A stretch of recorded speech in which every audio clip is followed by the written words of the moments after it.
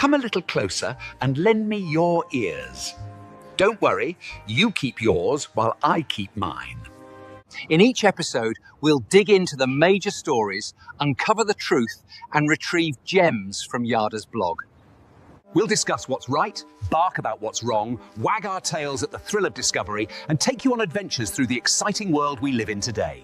So, fasten your curiosity leash and get ready. Right then, coming to you with another episode of the Yada's Vlog on a Blog. Tomorrow's news, disseminated today. Let's dive in. Oh, welcome to the Ocean Studio. Here as part of the Yawa blog, we're sitting here overlooking the beautiful Caribbean Sea. It is a spectacular evening here in the U.S. Virgin Islands, and we are delighted to be able to bring this program to you. It'll be the 16th episode of the series on Luminaries, which began in the first chapter of the first book of the Torah and Bereshith, Genesis, on the fourth day, where Yahweh told us very clearly that he's going to have two luminaries, both Gadol, great from his perspective, one older, one younger, and that they two are going to work together throughout time, over 6,000 years, to bring the covenant and its benefits to you, to fulfill the Moed Mikre, the 7 annual meetings where we have the opportunity to meet with our Maker. And it is a glorious thing to be able to bring this matter to your attention. And as we have done so, we have moved into the book of Yoel, because it has a great deal to say about the interplay between the sun and the moon during this particular time. Now, I do want to give you a heads up on a program note. I've just spent the last few hours talking with our webmaster, my very, very good friend, Joe, who we work together in matters like this now for 35 years. So I'd say that's a pretty good relationship. And he has gone back to his roots, and the features that he is designing now for the yadaya.com website. YADA means to know. Yah is the familiar form of Yahweh's name. You can also write in Yada Yahweh if you prefer, but yadaya.com, that I would think has got to be in the top one, not just 1%, 1/1,000,000th of 1% of the best websites in the world. It is just extraordinary. And today, on top of everything else, we added a new search function for the site that is not just capable of searching all of the 35 books I've written, 25,000 pages, and will soon be able to even search my unpublished books as I'm writing them, and you can read them, which is really extraordinary. And when it does the search of a book, it'll bring you to the book. It'll show you a graphic of the cover of the book it's in. It'll give you where it is in that book and actually show you highlighted in the text of the book in the search. And if you click on that particular book, it'll take you to our new flipbook presentation, all customized. On the flipbooks, it is, as I say, completely customized code for them. It'll take you into the flipbooks, and it'll actually have the word that you search for highlighted and take you right to those pages where you had those words highlighted. It is just an absolute glorious presentation of a flipbook capability, so much better than those that were off the shelf. And then the search will also search the transcripts, which are now being auto-generated of every one of these blogs. And we now have 1,000 blogs. They probably average an hour and 15 to hour and 30 minutes a piece. So almost 1,500 hours of vlogs, all of which now have an auto-generate MP3 player. So if you want to listen at a point where you're not really in a position where you can play the video, you can. And if you want to read the transcript of them, you can. But the search will take you directly to anything that we have said over the last year and a half. And it will, if you put in a search, it'll show you where it is in the books, and it'll show you where it is in the blogs. And it will provide a transcript of that blog at the timestamp that it is in. But if you click on that blog itself, which will have a thumbnail off to the left of it, it'll take you to 2 sentences before that word comes up, so that you can listen to what was said about that term in the context of that discussion, and then play it as long as you wish. I've just never seen anything that was as remarkable as that, to be able to search videos in this way. You can't do it at any other site in the world, to have that capability, or have auto generation of transcripts for these shows at the level that they're being prepared here, and the accuracy of them, and to auto populate not only the search capability, but we have a AI engine that we have programmed to search our books and to answer more complicated questions. And it also searches now the blogs where our most recent learning and teaching is provided. As I say, it's exceptional, extraordinary, and it's just so elegantly and beautifully done. There is no site in the world that has as much content in terms of a library of books and translations, all of which I have written.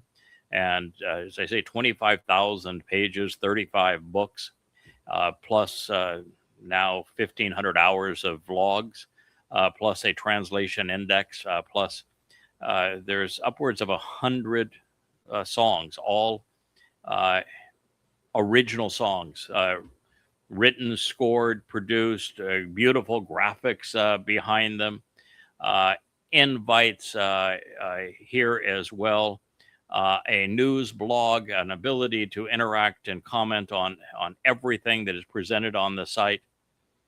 Exceptional. It is the home for Yahweh's name, and I can tell you our God is pleased. This is exactly what he asked for, and we have delivered what he has requested, and we have a community to support it. And I'm just pleased that all of that has worked out the way that it has. Now, as we return to our text, you can see that Yahweh himself is acknowledging that we have accomplished this together, and he's proud of it. The verb yada, and it's my yada, and my would be an interrogatory. It would speak of whoever, whomever. And then yada was written as a participle. And by the way, when I say things like participle, the team right now has been working to create an integration of 4 very comprehensive analyses of grammar in Hebrew, because you really can't render the text that Yahweh conveyed through his Torah and prophets unless you know the nature of the Hebrew language, the fact that it exists throughout time as opposed to being stuck in the past, present, and future, that the verbs are qualified by stems that develop a relationship between the subject and the object. There are conjugations, of which there are basically 4, those finite in time, those extensive in time. And there are 2 of those conjugations, the infinitive and the participle, that turn a verb into a noun, and it makes it an actionable noun, which is pretty extraordinary as well. I love that graphic we're looking at over my right shoulder, screen left for you. Isn't that just stunning? And that's the brand new camera. We just received it in earlier today, and to have it be able to go and pan from me talking to you out to sea with the camera now that is in the smaller box, actually being behind the teleprompter lens, so I can share these translations with you, which those of you who have listened for a long time know that all of the translations that I share, I have done myself. They're in an amplified form. There's nothing like them anywhere in the world. No one has ever even attempted anything similar to this, the most expressive, expansive, accurate translations in the world.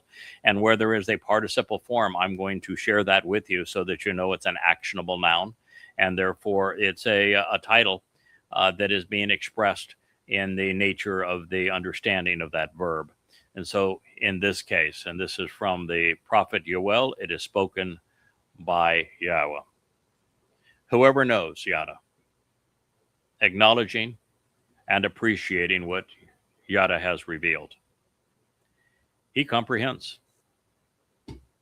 Imagine God writing that 2,700 years before this collaboration, that he would be so confident that there it is. You can look at it and see, first of all, there is no other amplified translation in this form, where we have taken and put in bold the core meaning of the words that God has provided.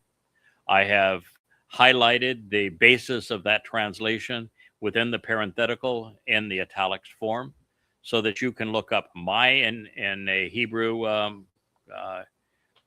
glossary or interlinear or lexicon dictionary, and the same thing with yada, and you would know exactly what that is conveying. And in fact, on the site itself, you would see that written and so that it maintains a superscript. We're the first to invent that as well, so that you can know that a concluding letter is either an Ain or an Aleph, and what it is conveying.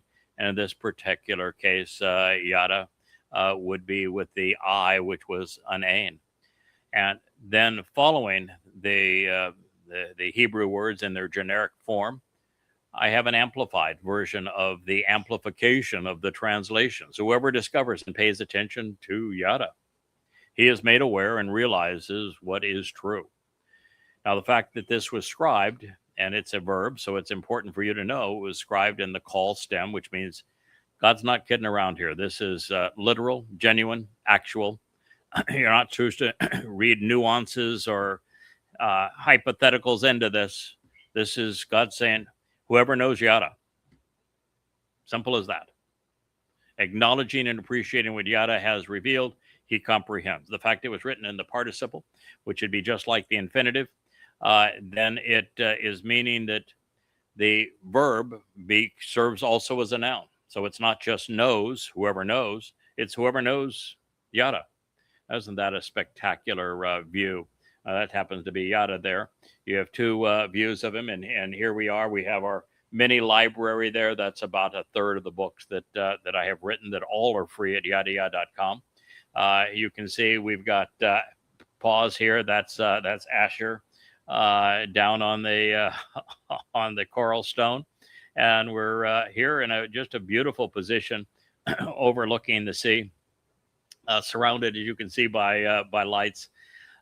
It's really a lovely setting here. And so this is written in the participle form, which, like the infinitive, makes it a verbal noun. And the participle differs from the infinitive in the sense that the participle means you have a finite period of time to get your act together if you're going to know yada. If you're going to acknowledge and appreciate what yada has revealed, then your time to do that is constrained.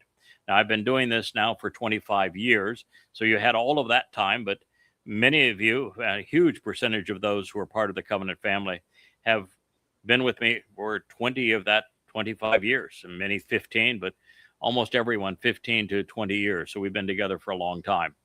But at this point, you have about a year left, about 400 days all total, between now and the time of the Shabua harvest. I hope to be able to make round trips to come back from Shamaim to be able to continue to do this vlog, continue to add to the books, continue to reach out and speak to Israel and to the world at large from this position. We'll see if God allows that. But the likelihood is that we'll be gone for a couple of years, and then we'll return, and you'll have another 3.5 years where I'll be working beside Elia to convey this message as boldly as we can. That particular time, I won't be able to be here in my beautiful resort home in the U.S. Virgin Islands overlooking the sea. It'll be on the Temple Mount in Jerusalem. It's a glorious place to be. It's God's favorite place on earth. But it will be antagonistic. Jews have been antagonistic for a very long time towards God. They don't much like what he has to say or those who speak for him. But that's going to be your time, because at the end of that period, year 6,000 Yah, with Teruah, which is the 23rd and 24th of September, and year 6,000 Yah, 2033, that will be your last opportunity. At that point, the sacrifice of the Adam of Parah will transpire, and the mortal remnant of Israel and the Goyim who have the right attitude and aptitude are going to be purged of their religiosity so they can re-enter the garden after the homecoming on Kippurim, and they will re-enter the garden on Sukkah.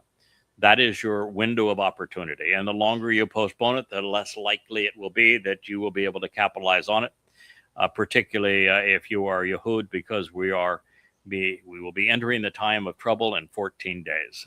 The time of Israel's troubles begins on this Shavuot, the 22nd of May, just 14 days from now. So it's going to get very dark, and dark in a real hurry. So whoever knows Yada, acknowledging and appreciating what Yada has revealed, he comprehends. Now think about that for a moment. What does that mean to you? Really, I want you to think about it, and I want you to answer that question. Whoever knows Yada, acknowledging and appreciating what Yada has revealed, he comprehends. Whoever discovers and pay attention to Yada, he is made aware and he realizes what is true. What does that mean to you? This is written 2,700 years ago through the prophet Yoel. It is Yahweh talking through him. And Yada would not be known until 25 years ago. There's a 2,700 year gap between the prophecy being issued and it being fulfilled. And God's blunt and bold with this. He says, if you know Yada, you're going to comprehend. If you acknowledge and appreciate what Yada has revealed, you will understand. Pretty bold of God, right? Because God, free will and all. He didn't dictate. He says, you didn't tell me, hey, kid, when we met 25 years ago, after you write a bunch of books on Islam and have a bunch of Muslims threaten to kill you, it'll be really fun. You'll do 5,000 radio shows on Islam and have the world hate you for it. But I want you to do that first. I want you to protect my people. That book usually was previously called Prophet of Doom. It's now the 5 volumes of Goddamn Religion. And then we're going to write 5 books that destroy every aspect of Christianity. There was no Jesus, and Paul, that wrote the first 14 books of the Christian New Testament, was demon possessed and broke every fallacy there is. And after that, we'll write a bunch more books. You'll have a whole library, 35 books, 25,000 pages, your own unique translations of my testimony and analysis, tens of thousands of profoundly important insights. It's going to be great fun. And oh, by the way, you're going to do this every waking hour, 12, 14 hours a day, 7 days a week for a quarter century. So here's to you.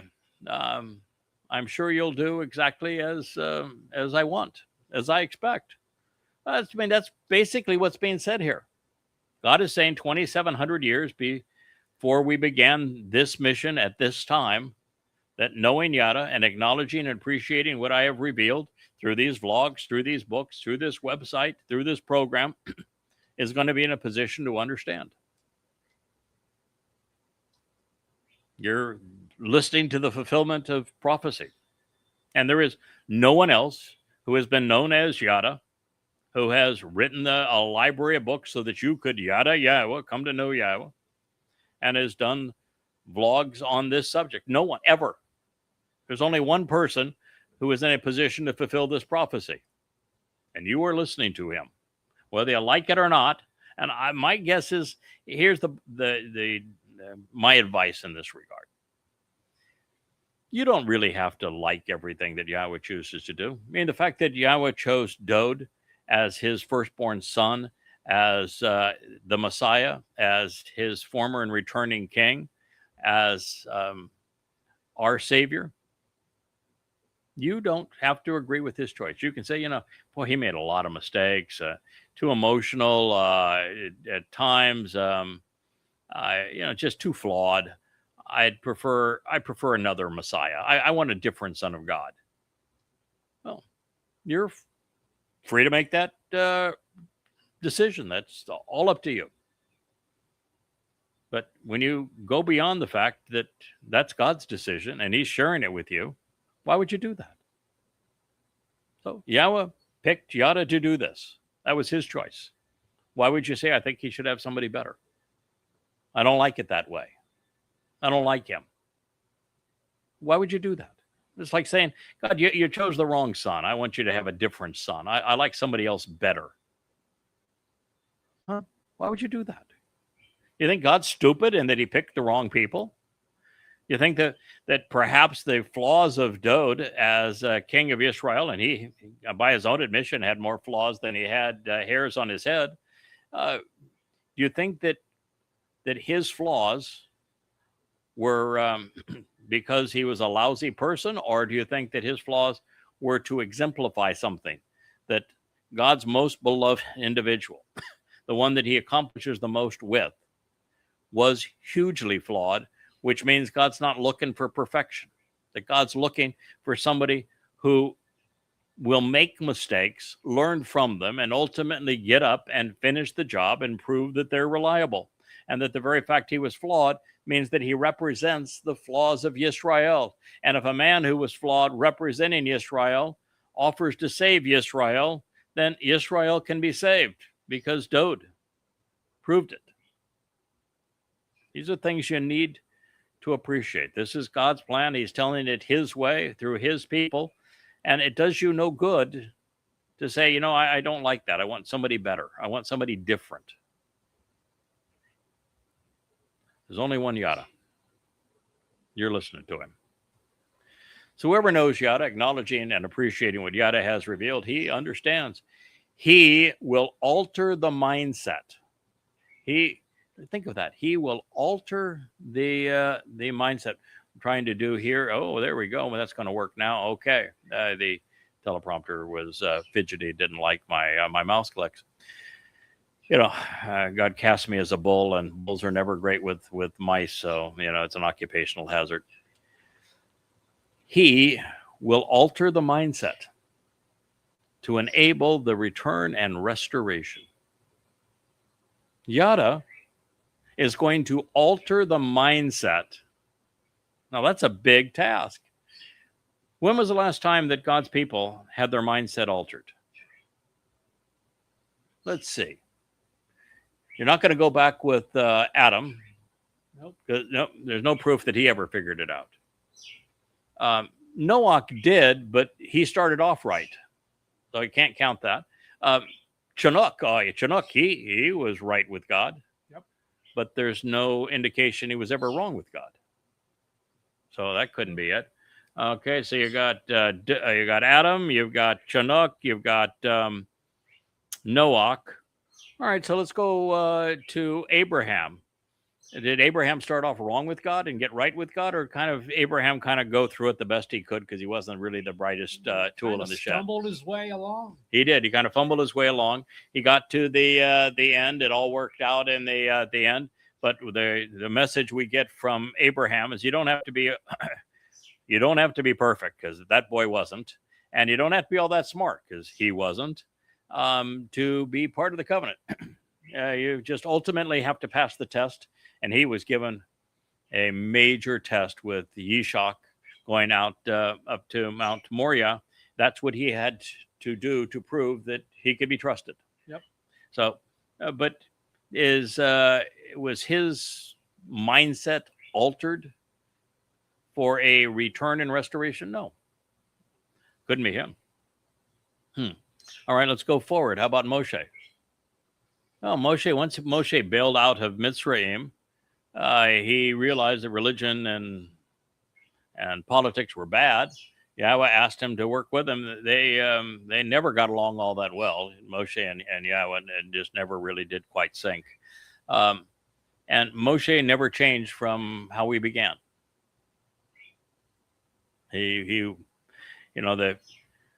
God says, I want you to come work with me, and we're going to go free my people from Mitzrayim. And he says, nope, got the wrong guy. It's not going to be me. They, even before any one of the signs, God is negotiating with Pharaoh. Pharaoh says, I don't like this. And he doubled down hardships for the Hebrews. And Moshe went to Yahweh and said, you're a sad sack. You've made everything worse for the people. I don't want to do this job. And you're inept at it. So the fact is, you've been counterproductive, and I didn't want to do this in the first place. Sayonara, I'm out of here. And what we get into back to Choreb, And he goes up, gets the 10 statements in stone, finds out that his Grupa is building a golden calf, and he goes and breaks the damn tablets.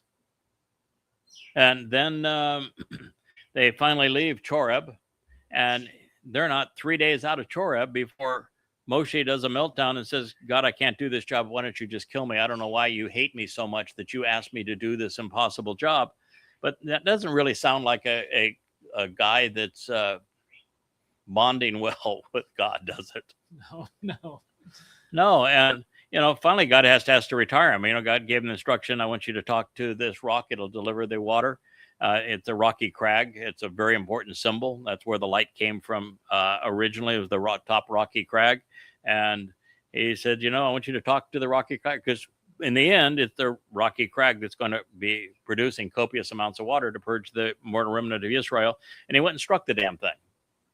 Well, that's those on God's side don't strike the damn rocky crag. They appreciate the rocky crag. He's going to be struck by Satan. And so he made that mistake. He kind of goes out as he started, doesn't he? Yeah. I mean, I admire him. I think he had a really tough job, and I think he did that job quite well. But he does not qualify he will alter the mindset. It doesn't work. You look at Dode. Man, he started off good with being a shepherd boy, and then going off and taking down Goliath and giving Goliath a lip as an 8-year-old. Maybe he was 10 by the time he took down Goliath. I don't know. We're not told. But that's pretty cool. But then he runs away from Saul. He runs away from his own kids. He's not a very good father. He's a terrible husband. He's a successful defender of his people until he gets lazy, and then he sends other people out to do his battling for him. He steals another man's wife. I'm not saying that Dode's going to restore the mindset. Now, Dode's mindset was restored, but he didn't do it. No. God intervened with his two favorite people, his lead couple in his story, and they did it. So it's not him. So you're really going all the way forward to a time, and you look at the children of Israel as they are. Boy, on the Exodus, they were irascible jerks. So their mindset was never enabled for a return or restoration. No, they're no different now. They were bad then, and they've been bad. Even when they got into the promised land, they were horrible. And they've been horrible for 3,450 years. So it's been nonstop, horrible, unaltered mindset, belligerent, antagonistic towards God, erasing his name, writing over him with their Talmud now, replacing his Shaphat and his Cohen with rabbis whose name means I'm great. I can tell you there is no altering of the mindset by the rabbis or in Israel or by Jews. They even changed their own name from Yehudim to Jews to write Yahweh's name out of their name. So you want to know when this prophecy is being fulfilled? It's right now. We are altering the mindset of Yisrael so that we can enable the return and restoration of Yisrael. Our mission, and it will continue to be this mission, and that is not going to change over the next 7 years, is shub for shub or no shub for you. He will repair the relationship, shub. He actually brings those back who have turned away, shub. He will alter the mindset to enable return and restoration, shub. It was written in the Call Imperfect. That means that this return will have ongoing implications throughout time. Third person masculine singular, one dude, one guy, one man, Yada. Yada is the one who alters the mindset to enable return and restoration. There you see it right there, black and white. He will encourage changing one's attitude and relenting by offering understanding. Now, that's powerful too, isn't it? So it is by acknowledging Yada, appreciating Yada, listening to Yada, that Yisrael and Goyim will come to comprehend, will come to understand who God is, what he's offering, and what he expects in return. And then God says that Yada fella, he will alter the mindset to enable Israel to shub, to return and receive restoration, which is what's talked about in Yirmiyah 31, isn't it? The restoration of the covenant with Yehudim and with Yisrael. He is going to encourage Israelites to change their attitude, to relent through offering understanding. Attitude of Israel sucks. You're miserable. You know, rabbis dance around with their weasel hats and their morning suits and their curly cues on their hair, and they take the Torah and dress it up like a damn whore. And because they can't be seen with a woman, they dance around with the Torah and they pretend like, oh God, we love this Torah. The Torah hates you. If you're a religious Jew, the Torah despises you. It thinks you're scum. Stop dressing it up like a whore. Now, I'm not talking to the religious because there's no hope for the religious. But if you're not religious, understand the rabbis who prayed around with the Torah dressed up like a whore, little dingle balls on it, fancy cloth that wrap it. It's just disgusting. You need to stop having any association with them because God's going to strike every one of them dead. At least they're dressed for their own funeral, that part that's convenient. Toss away the Talmud. The Talmud is not Torah. It's trash. Toss it away. Take the damn Torah out of its whorish suit and read it. And, if it's more than you want to tackle because of you don't know what version you should read with the diacritical markings of the Masoretes without them in the original script, with the benefit of the stems and the conjugations and the moods so that you can understand it, so that the original meanings of the words are taken right back to their actionable roots and it's explained, and then insights are shared with you as to how you can understand by making connections between the various things that God has said, then I would strongly suggest doing what Yahweh here professed. Listen to Yada. Acknowledge Yahweh. Appreciate what Yada is saying, and then you'll understand, and you'll be in a position to return and be restored in your relationship with Yahweh. That is the way to do it. Go to yadayah.com. I began by talking about the website because it is the home for Yahweh's name, because it is Yahweh's library, because it is the way that you can return to Yahweh and have that relationship restored. So he will encourage changing one's attitude, relenting in your erasing Yahweh's name by pretending that that the star is somehow an appropriate symbol, when it's the symbol that was used to harass you and subjugate you. There will be no star of David going forward. And his name's not even David, it's Dod. His symbol happens to be that menorah that is turning above my head here in the sky. That's going to be the symbol of Dod. That is my symbol. That is our symbol. That is your symbol. That is Yahweh's symbol. You want to associate with Yahweh, know that name, pronounce that name, and come to embrace that symbol. That symbol says that there are 7 Moed Mikre, Pesach, Matzah, and Bakurim on the right side. They all point to an Abel Shabuah in the center. We're just 2 weeks from celebrating Shabuah. And it's Pesach, Matzah, and Bikurim, with Matzah being the most important of those three events.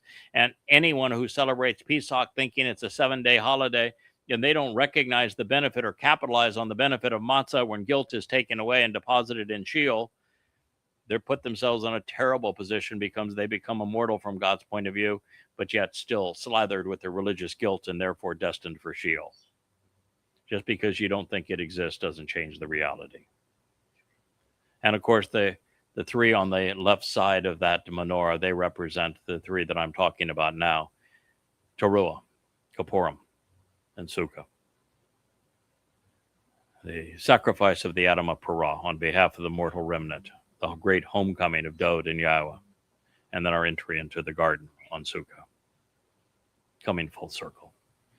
He will encourage changing your attitude towards this, not listening to the rabbis anymore, not pretending there's a Rosh Hashanah, high holy days, not counting the Omer anymore, not celebrating Passover as a 7-day holiday and forgetting matzah, not celebrating Purim because the whole book of Esher is trash,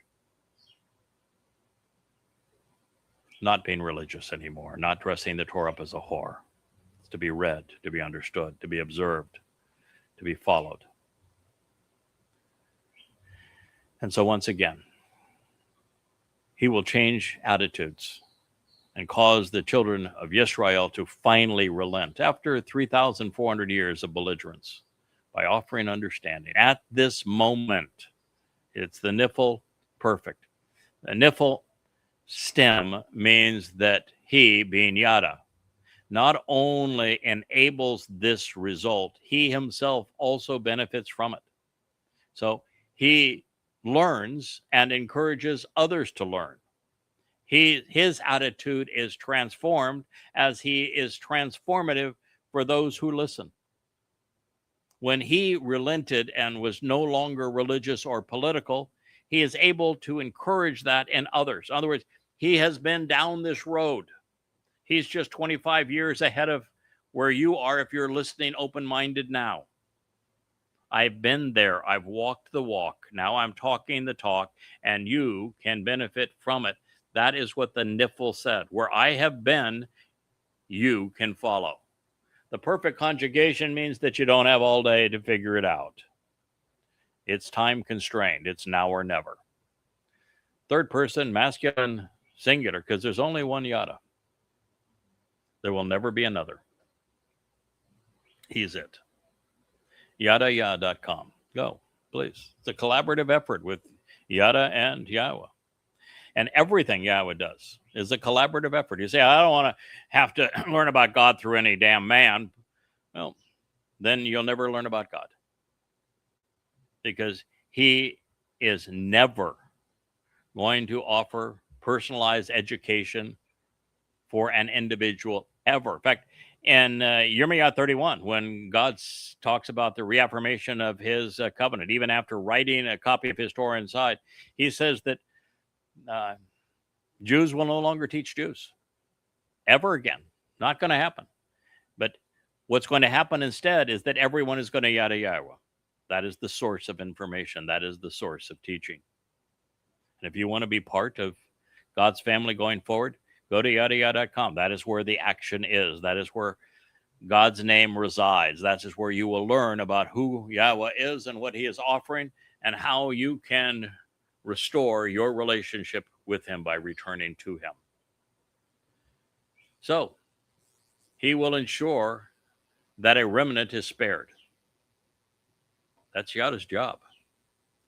Last 25 years, my job is to make certain that the Shabua harvest occurs and that there are a reasonable number of high-quality individuals prepared to engage and serve not only during the 7 years of the time of Israel's troubles, but over the 1,000 years upon our return to the garden to serve as teachers and exemplars and managers and administrators for that 1,000-year period as we try to bring a remnant of Israel up to the proper relationship with Yahweh and help them learn and then demonstrate they can be trusted.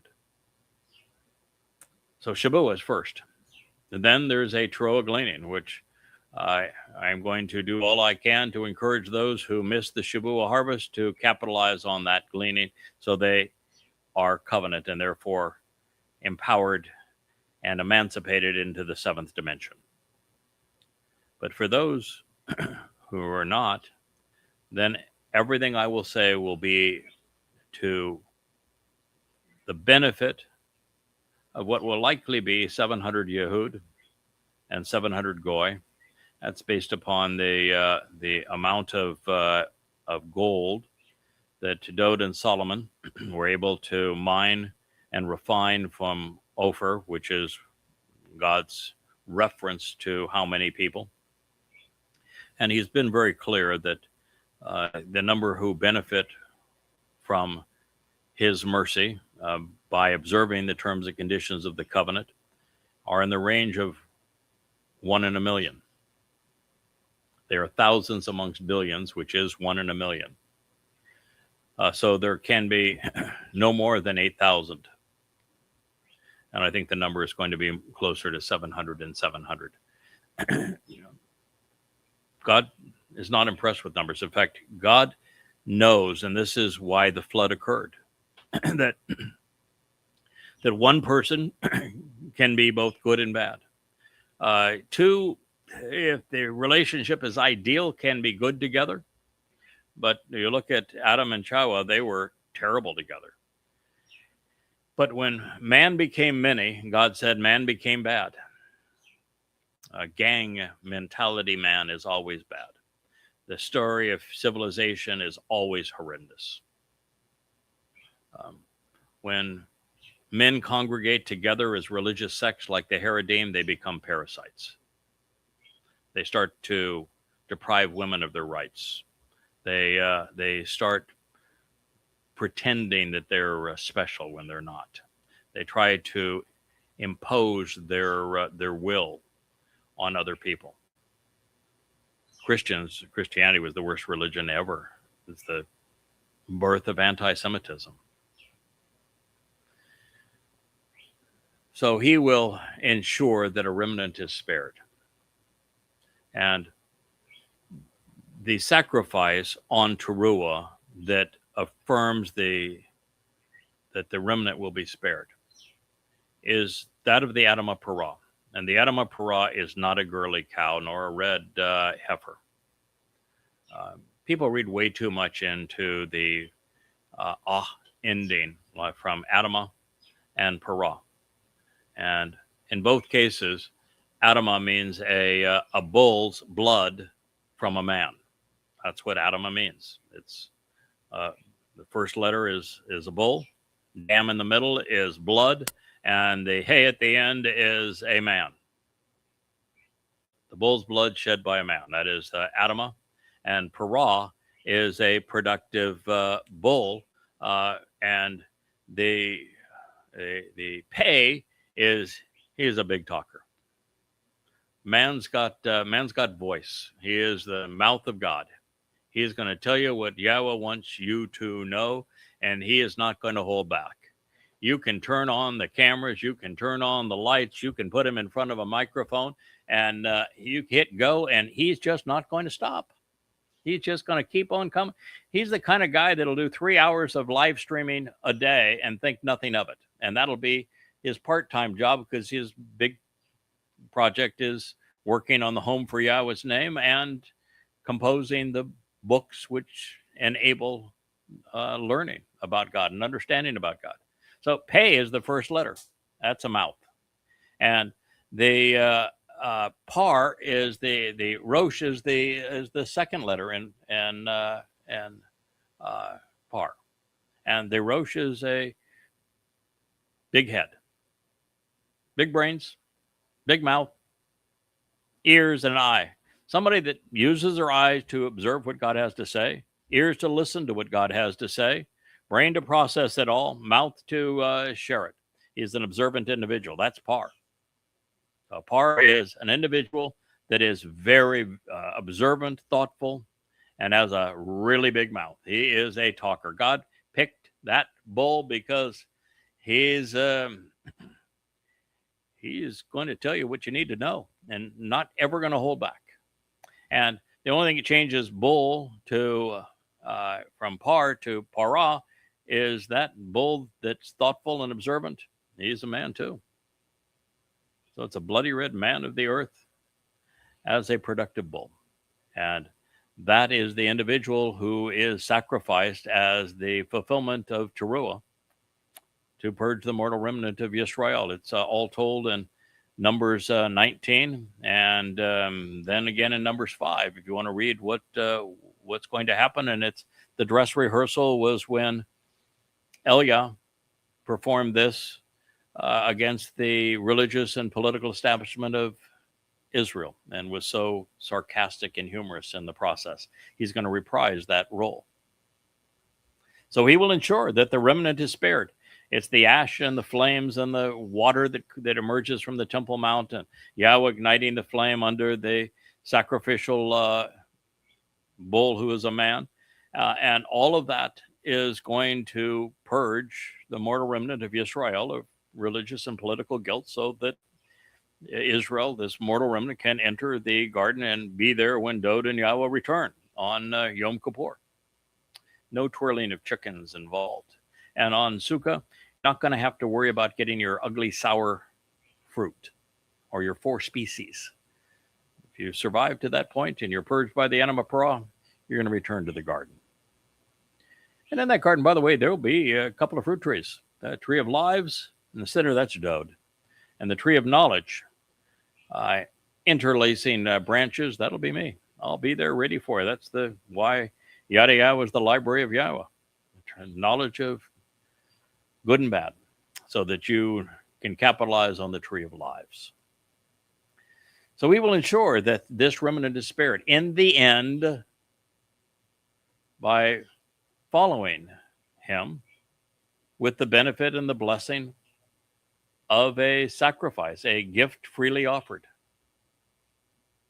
I'm committed to doing this. I am going to see it through. That's my job. I'm going to do the same thing Dod did. Dod offered his Bashar body, which he was happy to get rid of, on Passover.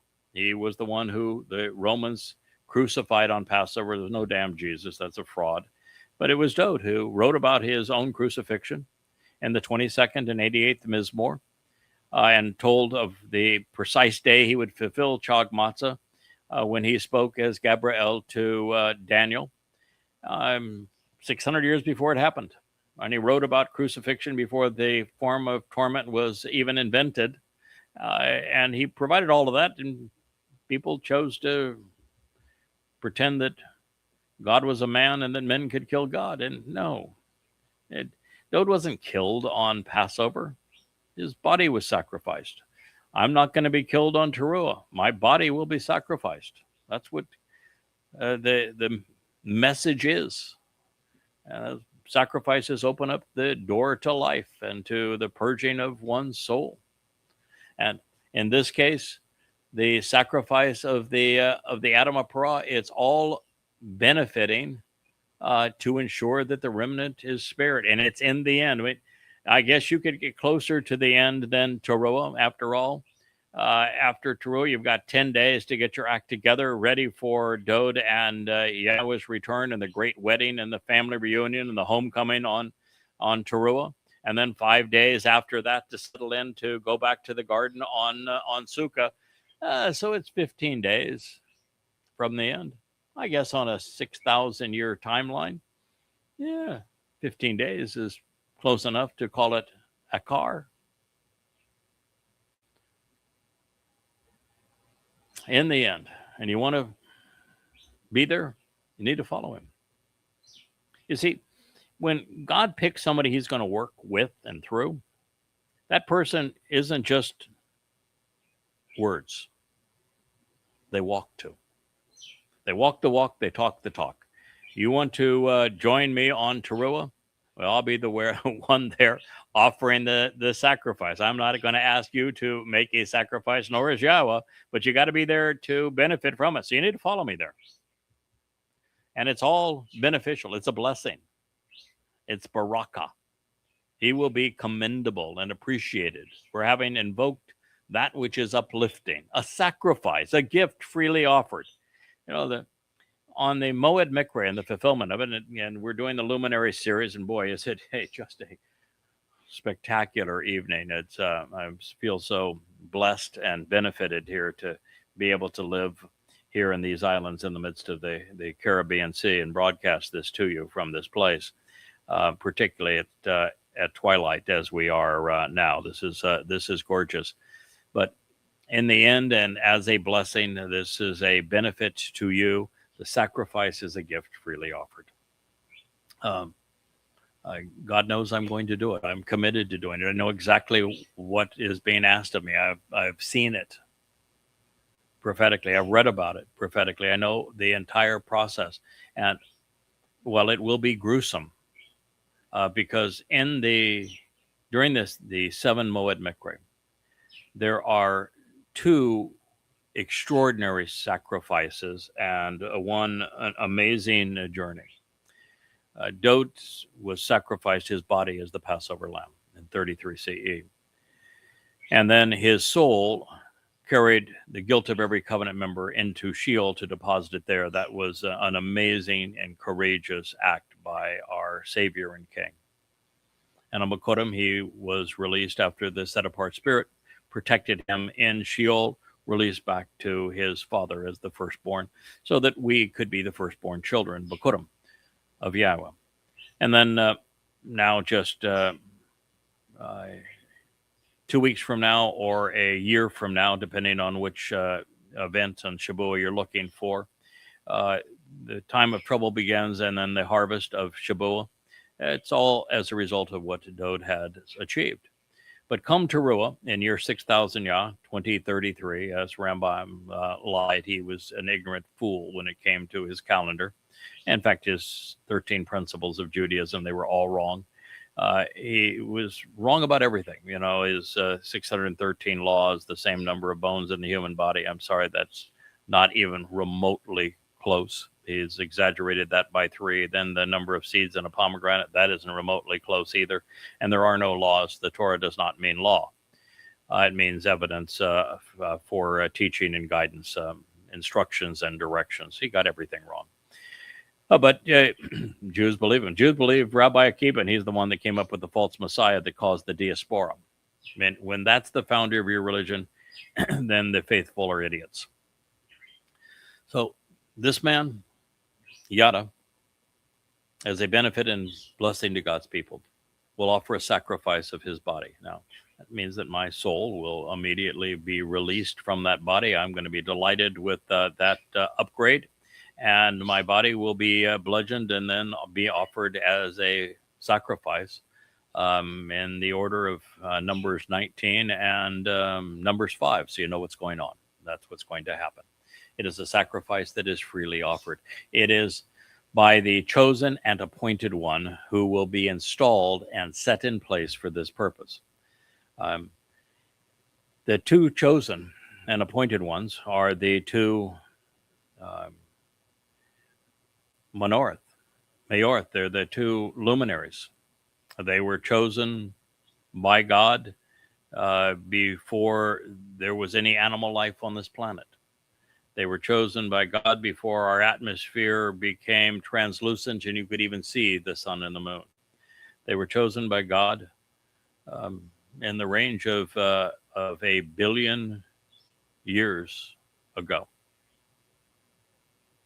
And one of those 2 was chosen for this particular purpose. He was appointed for this mission. He has been installed to accomplish all of this, set in place for this very reason.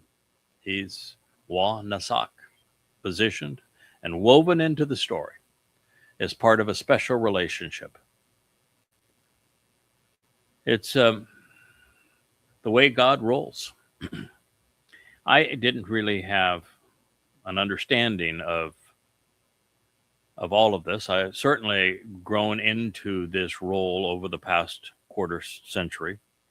Every day it's a new learning and a new realization. And, I came to learn that God had a choder and I realized that what he was describing in that man, I was the only person in human history that met those qualifications, and how we were going to work together. Then there was Anachri, an observant foreigner, and the prophecy is beginning in the Torah about him. And again, there is no other person who meets those criterion. And it goes on again until you realize that God wants this man named Yada, who wrote the series called Yada Yahweh, to ultimately have the opportunity to serve as this sacrifice, appointed and installed for this purpose as the Adam Parah, as the man from Edom, as Obed Edom, who saves many in the end. And you gradually grow into that. And I said, all right, I'm okay with all this. I'm glad that God didn't lay all this on me in the first day that we met 25 years ago on Teruah, and that I've been able to grow into an understanding of this role. But it was about, I guess now 2 or 3 months ago, 3 or 4 months ago, perhaps, that my wife, who I've been wed to now for a better part of 6,000 years, we've had quite a history together, came in and said, "You're going to freak out about this, sweetheart, but we were there with Dode. The 31st Mashal, it was written about our support of Dode to patch up that relationship between Dode and Yahweh when Dode went AWOL." And it was. And then I traced every word of it through the prophets and the writings, and realized who Ruth was, and who Boaz was, and who Chanuk was, and who Noach was, who Midod and Eldod were, who really was Ethan Haj Rocky, who was the Obed Edom in that story, repositioning the ark, and who were the mother and father of Dode when he returned to fulfill Chag Matzah in year 4000 Yah, 33 CE. And why did Ruth tell Boaz, "I am your Amma, the most productive of mothers, and I'm going to deliver for you the kinsman redeemer"? And you finally put all the pieces together, and you realize that the reason God was able to speak to you about what we would achieve 2,700 years before we would collaborate in this way at this time is that we've been doing this together for a long time. We've been there, we've done it. We have been put into the most difficult situations in human history and prevailed. God knows that we're going to do it again. He knows exactly who he's working with, and he has enabled him and empowered him and his wife to accomplish this. And we're going to see it through. It was chosen and appointed for this purpose, installed and set in place for this reason, positioned and woven into the story by Yahweh, your God. Yoel. Yahweh's God, Joel 2:14. I would have to say that you would have to look long and hard to find a more pertinent prophetic statement for our time than what I just shared with you. It is extraordinary. And to be able to tell you that story here in this beautiful place at this time of evening with these gorgeous hues and colors surrounding us is truly an amazing blessing. Such a marvelous opportunity. There are just very few things that you can imagine being more rewarding than knowing that you're bringing special people together with Yahweh, and that they're going to enjoy a relationship and explore the universe together for all eternity. And that God ultimately trusted us to do this for you. And that every time we prevail and someone accepts what God is offering, appreciates the terms and conditions of the covenant, attends the Moed Mikre as they were designed, goes to the library at yadayat.com and begins to read and learn, listens to these programs and grows as a result of them, that God recognizes he was right all along. You know, when after God created man and when the Salma man left the garden and multiplied, and God says, you know, I made a horrible mistake. I regret having created humankind. He initially failed with Adam, and then humankind became belligerent and antagonistic to the point that God just says, I made a mistake. I regret having created mankind. And at that point, Yahweh turned to the one person he had worked with in the past that he could trust to resolve the situation. And he and Noah collaborated and got 8 people through that horrible period so that the region could be repopulated with Nasalma man, and we could begin anew. And all through the time since then, that's what we've been about. Engaging when everything was the direst, the blackest.